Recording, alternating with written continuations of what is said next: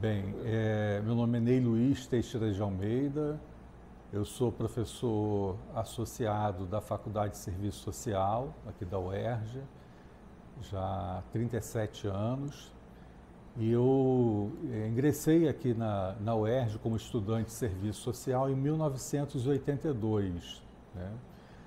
Eu vinha de um curso de arquitetura, desisti do curso de arquitetura, vim fazer serviço social.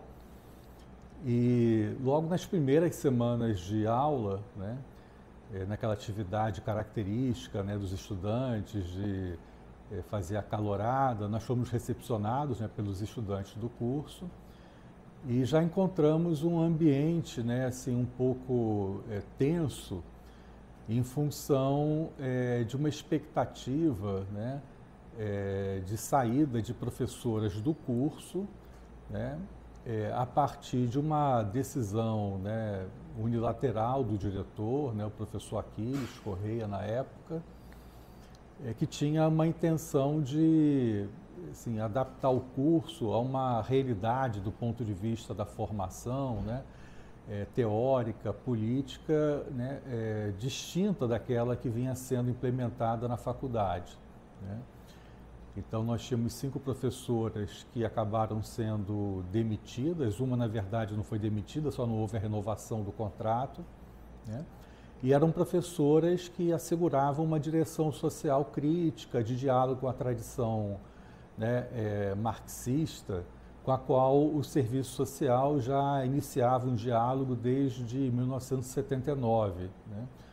Com uma mudança importante, né, que ficou conhecida como o Congresso da Virada, um Congresso Brasileiro de Assistentes Sociais, onde, né, a mesa de abertura do Congresso é destituída e é colocado um conjunto de trabalhadores em lugar das autoridades, né? Então isso teve um impacto na formação profissional, no redirecionamento dessa formação, e a direção da época, né, da faculdade tinha o interesse de, né, fazer o curso caminhar por uma outra perspectiva teórica, né? E naquela ocasião, né, ele tinha a condição, do ponto de vista institucional, de demitir essas professoras, né? Para desmobilizar, né, pensando que, né, talvez seja uma prática ainda recorrente dentro da universidade, né, para desmobilizar o movimento estudantil, o centro acadêmico, né, eles suspenderam aulas, emendaram com o feriado da Semana Santa, fecharam as salas e deixaram avisos, né, dizendo que não teria aula por conta de mudanças que estavam sendo implementadas no curso. E quando nós retornamos, né, nós fizemos, né, assembleias, né, nos posicionamos contrário à demissão das professoras, né, o centro acadêmico se organizou e nós iniciamos uma greve no curso de Serviço Social. Essa greve durou cerca de 35 dias, né, e teve como principal característica, né, uma série de mobilizações que nós fizemos, né, no entorno da UERJ, né, divulgando o fato, né, para a comunidade do entorno, indo para atividades externas, né, fizemos movimentos na frente do Palácio Guanabara, fomos para programas, né, de televisão. Teve uma boa cobertura, né, jornalística na época, apesar de ser um curso pouco conhecido, e fizemos uma ampla mobilização dentro da UERJ. Isso foi o mais importante, né, a ponto de a gente percorrer todos os cursos, todas as salas de aula, né, durante um determinado período, chamando o conjunto dos estudantes para um ato que teríamos, né, na reitoria, né, nós ocupamos a reitoria, né, para fazer pressão. Seria, a princípio, né, 3 dias de paralisação, né? Nós tínhamos muito receio de não conseguirmos uma boa adesão, né, dos estudantes naquele período, né? E, sobretudo, por conta da UERJ funcionar em 3 turnos, de manhã, de tarde, de noite, né? Mas conseguimos ter, né, essa adesão, lotamos a sala da reitoria, né? Era o professor Salim Miguel, que era o reitor na época, né, e ele voltou atrás na decisão de demitir as 4 professoras. A única coisa que a gente não conseguiu foi, né, a renovação do contrato da 5ª professora, né? Mas foi uma vitória importante. Essa vitória representou, ainda ao longo, né, do ano de 82, uma série de mobilizações, né, em torno da defesa e da organização de um processo eleitoral interno, né, onde os candidatos fossem, de fato, professores vinculados ao serviço social, porque na ocasião que eu entrei, né, o diretor era filósofo, o vice-diretor era do curso de Direito, era advogado, e as chefias de departamento também não estavam a cargo de assistentes sociais, né? Então a gente conseguiu... Esses docentes, sim, eram todos assistentes sociais? Os que foram demitidos, sim, né? Tinham outros, mas representava na época, o quadro não era muito extenso, né? Representava até um número significativo dentro do corpo docente da unidade, né?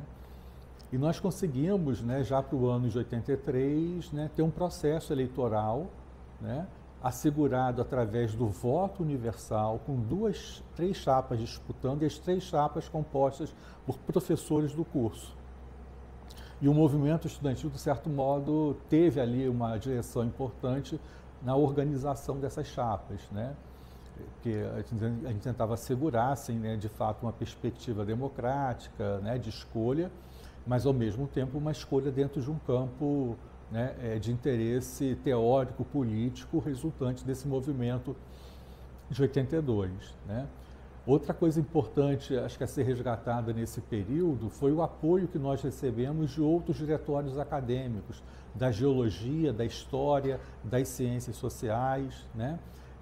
De determinados estudantes do curso de Direito, né? Foi uma dinâmica assim, muito interessante, né? De articulação política que resultou também, né? Aí eu não me lembro se foi em 83, qual foi o ano exatamente, na organização de uma chapa para disputar o DCE, né? No qual nós perdemos por um voto, né? A nossa chapa, né? Quem acabou, né, assumindo o DCE foi o então estudante de Direito, né, e vereador, acho que é o Leite, Otávio Leite, né? Otávio Leite, ele era estudante aqui, né? E nós concorremos com a chapa dele, de vez em quando a gente tem encontros, atividades, né, vinculadas com ele, sempre lembra desse processo, né? E isso representou, creio eu, para a universidade, né, uma ampliação, né, das esferas de socialização política, do debate da democracia, com implicações, eu acho que decisivas para o estabelecimento de processos de ingresso através de concurso público, né, de eleições, né, um pouco mais democráticas, embora até hoje, né, que eu tenha notícia, a única unidade que permanece com o voto universal, né, sendo respeitado em todas as instâncias, é a Faculdade de Serviço Social, né?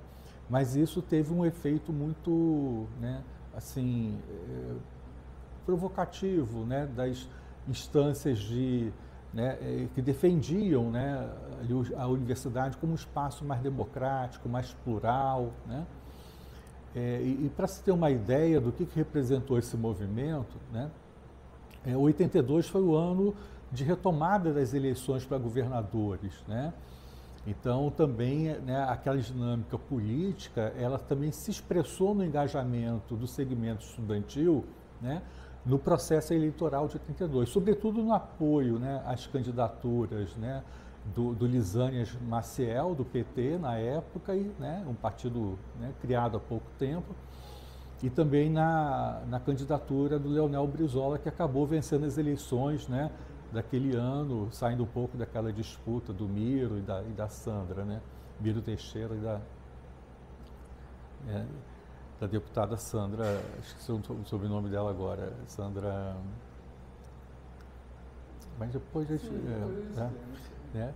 E ainda era um período, né, assim, ainda muito marcado, né, por um processo de redemocratização inconcluso, ainda incompleto, com fortes reminiscências também, né, de um grupo, né, do campo militar ainda, né, muito defensor, né, da ditadura civil, militar, empresarial de 64, né?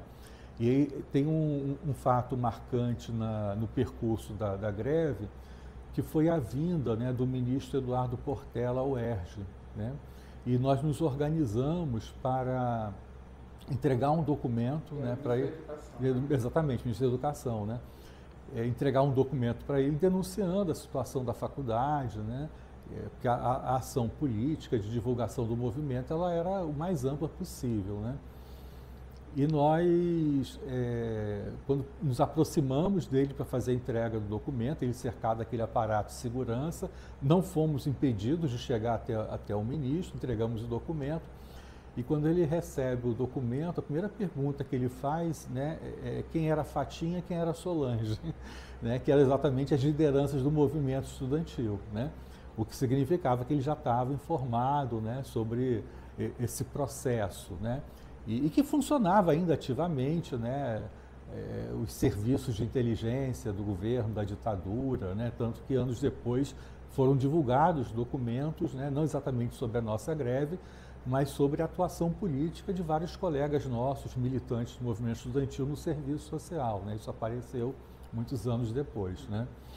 Então era um ambiente, né, que não era um ambiente, vamos dizer assim, de uma vivência, de uma cultura democrática. Primeiro porque isso não é um traço da nossa realidade brasileira, não é um traço da universidade pública brasileira e não era um traço do período, né? Fala. Os diretores eram todos escolhidos pela reitoria. A reitoria nomeada pelo governador. Uhum. O professor falou que teve um apoio, um movimento já de apoio às candidaturas do Risanes e do Brizola. Para ver algum tipo de organização de debate, houve alguma cobrança sobre esse movimento de democratização da universidade?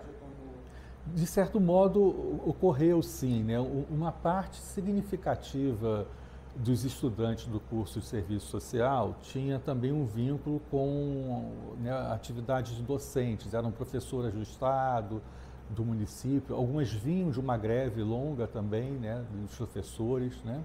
Então, era um momento de efervescência política, né? Eu não tenho assim, muito claro na memória, a princípio eu acho que sim, que os próprios candidatos chegaram a vir na UERJ, né, para poder participar de debate, né? Mas a presença dos estudantes, aí não só do serviço social, né, mas estudantes da UERJ, nessa articulação que foi feita, né, sobretudo com outros diretórios, centros acadêmicos, se expressou também no encontro nesses atos, né, em comícios na Candelária, né, que ficaram famosos, né, exatamente naquele momento, em função de um processo de retomada, né, das eleições diretas para governador, né. Mas você falou uma questão importante, né? Nem sempre as decisões internas da UERJ foram respeitadas nas chamadas listas tríplices, né, encaminhadas para o governo do estado, né? O próprio Brizola não assegurou, né, a eleição dos nossos reitores, né? Fizemos aí depois aquele movimento Fora Faial, né, que foi um momento também muito significativo, expressivo, né, da mobilização interna dentro da UERJ, né? E eu acho que assim, eu não posso afirmar com forma categórica, né, que foi exatamente essa greve, que foi um divisor de águas na cultura política, organizativa dentro da UERJ, mas que contribuiu, né? Eu acho que isso teve repercussões no movimento estudantil, repercussões na organização docente, né? Vários professores da própria faculdade começaram a ter uma atuação muito importante, né, junto ao movimento docente. Eu me lembro que eu era aluno do primeiro período, estava tendo aulas de psicologia, e aí o centro acadêmico passou para poder, né, me chamar para participar do debate, né, sobre, né, a situação que estava ocorrendo na faculdade, e aí alguns alunos perguntaram para a professora, que era a professora Ana Jacó, né, do Instituto de Psicologia, né, e ela falou, gente, ó, se eu fosse vocês, eu ia, né? A vida de vocês que está em questão, né? A aula vai continuar aqui, eu tenho a obrigação de dar aula, mas, né, é importante que vocês participem. Eu nunca esqueço, sabe, dessa fala dela, né? E como o curso de Serviço Social, ele também recebia professores de outras unidades, né? A gente acabou tendo também ali a oportunidade de, vamos dizer assim, né, vivenciarmos uma experiência não só acadêmica, intelectual, mas política, organizativa também, por conta da trajetória, né, dessas professoras, sobretudo, de alguns professores, né, que iam dar aula no nosso curso, né? Então, essa experiência da Ana Jacó e de outros professores, ela foi bem significativa, bem relevante, né? O que é interessante, né, sim, é que comparativamente, né, com os processos mais recentes da universidade, né, a gente acaba identificando que determinados traços eles permanecem, né? O fato de que o movimento estudantil ele é também expressão das disputas de correntes políticas, né? Desde a nossa época, né? Então não há um movimento chamado puro, né? Dos estudantes, embora às vezes há um posicionamento no sentido de demarcar diferenças dessas correntes, mas elas fazem parte, elas enriquecem o debate, elas estão presentes até os dias atuais, tanto no movimento estudantil, no movimento docente, no movimento de servidores. O que evidencia, a meu ver, salvo talvez pequenas, né, situações ou momentos, né, que a universidade não está apartada da sociedade, né? Que a universidade ela, né, ela também tem aqui no seu interior correlações de forças, projetos de sociedades, né, vínculos políticos partidários, né, que são plenamente compreensíveis, né, do ponto de vista de que também, né, estudantes, servidores, né, e docentes são cidadãos e podem se organizar politicamente e atuar em outros espaços também a partir da defesa de um determinado projeto de sociedade, de universidade, né. Eu estou falando isso, né, não exatamente em função dos últimos acontecimentos da UERJ, mas por conta da história da UERJ, né, e de um discurso que é um discurso sempre hegemônico em qualquer época de despolitização, né, do espaço da universidade, como se a universidade fosse algo isolado da dinâmica da sociedade, das lutas políticas, e a gente sabe que isso é irreal, né, isso não tem, né, amparo na própria realidade, né. Então, eu acho que a universidade, em todo o Brasil, né, eu acho que ela tem ela sofre essa pressão, né, de ser um espaço neutro, de ser um espaço de uma produção, né, meio asséptica, né, não vinculada a determinados interesses, quando, né, no mundo concreto, no mundo real, não é isso que, né, caracteriza a nossa conduta ética, política, os nossos compromissos, né. Então, eu creio assim, que esse movimento ele foi muito representativo, né? Embora seja um movimento inaugurado numa faculdade pequena, pouco conhecida, né? Foi a primeira greve estudantil na universidade. Que eu tenha ciência, sim, sim. Você está falando dessa relação com o DCE, assim, então existe, vamos entender dessas matérias publicadas na época, principalmente pelo Jornal dos Esportes, e foi um movimento que começou em serviço social, mas que ela ganhou a universidade e foi também apesar do DCE, né? Exatamente. Não se posicionava muito favoravelmente. Com certeza. E tentava articular uma saída da greve. Exatamente. Pode ser um traço também histórico da UERJ, né? Mas, de fato, o DCE não nos apoiou, não esteve à frente, a nossa articulação se deu muito mais com determinados centros acadêmicos ou diretórios acadêmicos, né? Em alguns também não tivemos o apoio do diretório, mas de estudantes vinculados aos cursos, né? Tanto é que, né, depois se lança uma chapa, né, articulada com apoio do Centro Acadêmico de Serviço Social, encabeçada por outros componentes também, né, de cursos, vamos dizer assim, né, mais dentro de um espectro de participação política mais aguerrida, mais crítica, né? E foi uma disputa acirrada, né? Para você perder aí por um voto, né? Eu confesso que quando o tempo vai passando, a gente já não sabe se o que aconteceu é fato ou se já é uma interpretação ou está no campo da lenda, né? Mas que a vitória foi apertada, foi. Não sei se afirmar que foi exatamente por um voto, mas o que a gente acabou propagando foi um pouco isso, né? E até corroborado com, né, interpretações e narrativas também do outro campo, né? Mas foi uma disputa muito, muito interessante, acho muito fecunda, né? Como toda boa disputa, né? Para a constituição de um ambiente democrático, de debate, de crítica, né? E que, volto a dizer, né, não é uma característica que, né, seja própria da nossa cultura política no Brasil, na realidade fluminense e dentro da própria UERJ, né? É lógico que acho que a UERJ tem experiências muito significativas, né, no campo da luta pela democracia, do fortalecimento dos espaços de debate, mas é uma universidade também que comporta forças muito conservadoras, muito reacionárias, né? E que, né, coloca, né, do ponto de vista da nossa análise política, que apesar de todas as mudanças, de todas as conquistas, a universidade ainda é uma instituição conservadora, né? Nesse momento, professor, o movimento docente também estava um tanto desarticulado, né? As UERJ, apesar de já existir, acho que coincide exatamente com o período em que o professor Lauria, e era o presidente, primeiro presidente eleito, ele se afasta por motivos de saúde e a entidade quase desaparece, segundo o professor Ricardo Santos mesmo fala. Como tinha o senhor lembra de algum tipo de relação, um movimento, uma construção de um movimento docente? Os professores poderiam ser demitidos nesse momento, né? Então era, não sei se era muito fácil de se manifestar politicamente. Dentro da dinâmica do movimento de greve, depois de redemocratização e conquistas na faculdade, né? É lógico que houve, vamos dizer assim, uma mobilização do corpo docente, desde a composição das chapas, né, nas disputas, né, pela direção, depois, né, na mobilização pelos processos eleitorais para a reitoria, né? Então houve um engajamento dos professores da faculdade nesse processo, isso foi evidente.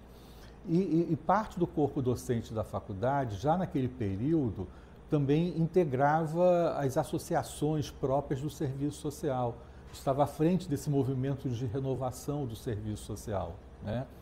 Então, né, uma das primeiras diretoras da faculdade, a professora Regina Marconi, foi presidente de uma associação nacional de assistentes sociais, né, que tinha um caráter assim, mais de articulação sindical, né? Depois nós participamos da Associação Brasileira de Ensino de Serviço Social, não na direção, mas compondo, né? E mais tarde viemos assumir, né, com quadros da faculdade, essas entidades, né, o Conselho Federal de Serviço Social, né? Então tínhamos um grupo que vinha também de um campo de militância no serviço social, né, no campo da ação sindical, sobretudo vinculada à CUT, né? Várias dessas assistentes sociais que participavam, né, do corpo docente tiveram uma atuação decisiva, né, na criação da CUT, na construção do PT, né?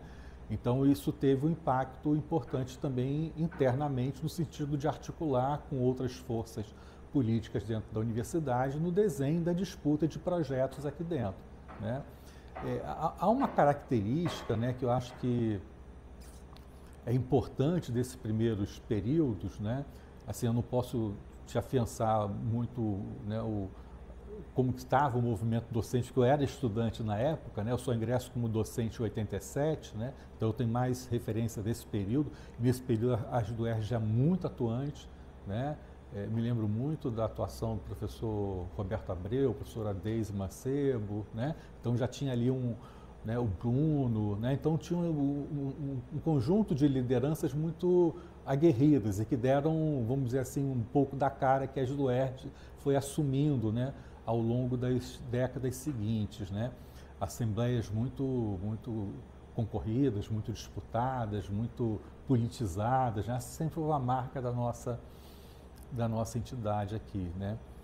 Mas do ponto de vista, né, do movimento, acho que o ingresso dos professores, né, através de concurso público foi levando, e até hoje é uma marca da faculdade, a uma aproximação assim que entra o movimento docente, né? Eu também, assim que entrei, fui fazer parte do Conselho Ampliado de Representantes das do UERJ, né? Não atuei muito ativamente, né? Fui para um outro campo, né?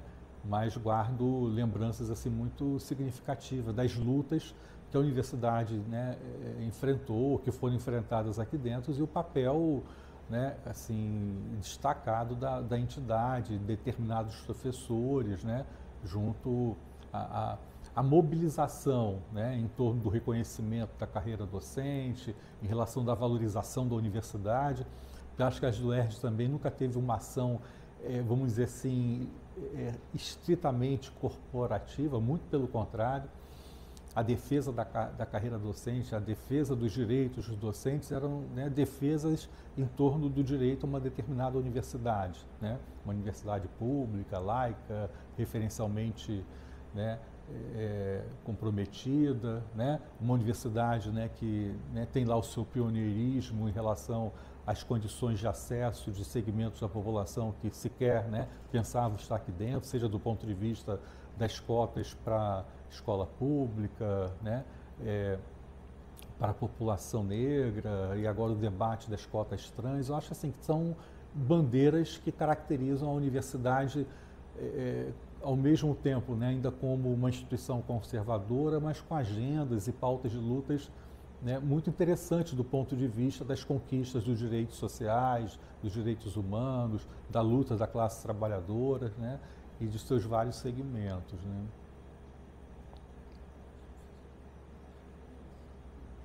Você teria alguma coisa a acrescentar? Hã? Não, eu posso falar, é folclore, mas não precisa gravar não. Se quiser gravar, grava e edita. A nossa greve assim, se deu num contexto tão peculiar que eu me lembro assim, que uma das mobilizações que nós fizemos em frente ao Palácio Guanabara, né, tinha uma repórter, uma jornalista de campo, de rua, né, que era a Leila Cordeiro, estava começando a carreira dela ali, né? E a gente, pela militância, é para todos os espaços. Eu fui parar numa greve de metalúrgicos em Niterói, para falar da nossa greve, né? Para você ver assim, né? Porque tinha ali muita vinculação, né, com o pessoal do PSTU, que também militava, né? Então a gente acabava fazendo essas coisas, né? Fazia, né, lá a defesa do apoio, né, ao processo revolucionário da Nicarágua. A gente tinha sempre essas mobilizações. E numa dessas nós fomos parar num programa de TV, né? Não fui eu, acho que foi não sei se foi a Fatinha ou a Solange, né? Era um programa, né, apresentado pelo Wilton Franco, tá? E que tinha, né, ali o Wagner Montes e o Roberto Jefferson participando. Não sei se vocês sabem disso. Povo na TV. Povo na TV. Nós fomos até no Povo na TV, se eu tenho uma ideia. Eu queria muito ter acesso, sabe, se eles tivessem gravado esse processo, seria muito interessante, né? Você imaginar que você já teve num lugar com o Roberto Jefferson, é muito doido, né? Porque é uma figura, né, assim, complicadíssima, né, do ponto de vista, né, desse movimento reacionário, né? Mas eu me lembro disso, né? A gente estava em tudo que é espaço, onde tinha a possibilidade de fazer a divulgação do nosso movimento, a gente fazia, né? Era o estúdio em São Cristóvão. Exatamente, exatamente. Eu estudava no Pedro II, nessa época a gente via os vídeos passando ali, e era realmente um programa... E era engraçado isso, né? Porque a participação era debatida, tá entendendo? O que se ia falar, tá entendendo? O que ia né, da centralidade, porque a gente, assim, eu me lembro particularmente desse episódio, porque foi muito, muito polêmico entre a gente se a gente participaria ou não pelo caráter do programa. Era muito popular. Exatamente, né? E foi minha família assistir. A tarde quase inteira. E esse foi um dos sentidos. Assim, o alcance que isso vai ter vai servir para o próprio movimento, a despeito das figuras que estavam lá, né? E estavam lá naquela época já com problemas, né? Não com o que a gente conhece dessas figuras hoje, né? É engraçado, assim, já nessa coisa de anedota mesmo, porque o Wagner Montes continuou com esse tipo de programa durante um tempo na Record. E virou brincadeira. E teve uma greve, a ocupação de 2008, e o Guilherme Pimentel foi dar uma entrevista para o Wagner. E o Wagner Montes elogiou ele. Falou, nossa, muito articulado esse garoto. Aí ele passava e todo mundo...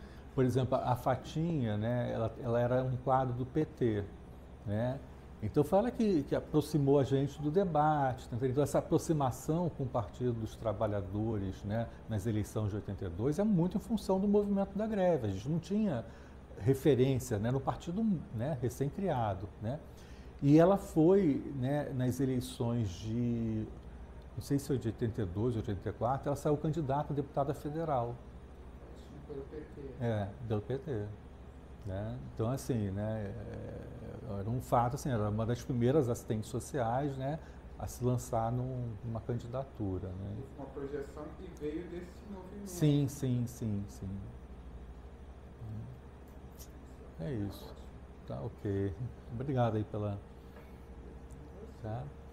Mas eu acho que a greve, assim, que a Semana Santa, acho que acabou dia 11 de abril em 82, a greve foi logo na semana seguinte, não sei se é dia 13 de abril ou foi até 13, só sei que ela acabou em maio. Um retorno às aulas, vocês souberam qual eram as modificações Isso, feitas, exatamente. que era retirada desses professores, na verdade, uma limpeza. De mudar, a gente falou que ele falou assim, era uma limpeza que ele tentava fazer. Ele era da Gama Filho e trouxe 4 professores da Gama Filho, eu esqueci de falar isso, né? Esses professores acabaram não sendo demitidos da Gama Filho. Eles ficaram aqui na universidade um tempão. Esses professores trazidos por esse nunca entraram em sala de aula. Era o diretor. Isso. A gente conseguiu essa vitória. Eles nunca entraram na nossa sala de aula, mas permaneceram dentro da universidade. E eram pessoas ligadas à ditadura nessa época? Não, era mais assim, uma vertente que era fenomenologia, né? Que não tinha nada a ver com serviço social. Né? Parece que um tinha assim, um vínculo mais explícito, né, com a ditadura, mas eu não lembro, não sei nominar quem era. Né? Mas não era essa a não era essa a principal, não.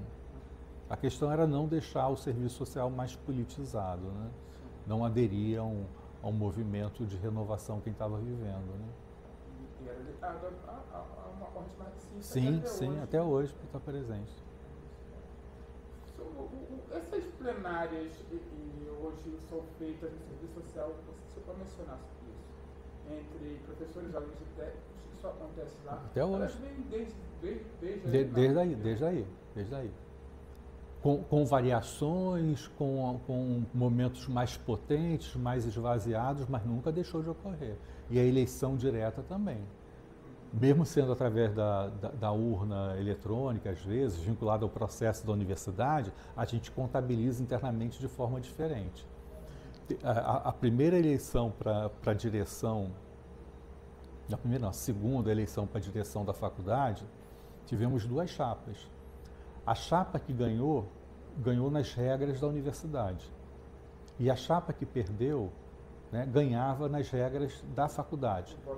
O voto universal. A chapa que ganhou, ela renunciou para poder, que era um acordo interno. Não lembro quem era essa chapa.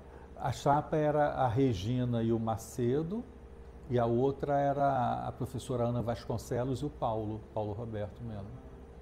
E ganharam pelo critério das eleições da universidade. Pelos critérios da faculdade, que é o voto universal, cada voto é um voto, né? A chapa da Regina ganhou. E aí, um acordo interno, a outra foi lá e renunciou, né? Abdicou de processo para assegurar. É bem bacana essa história. Não é tudo tranquilo não, sabe? Mas é muito bonita essa história. Né?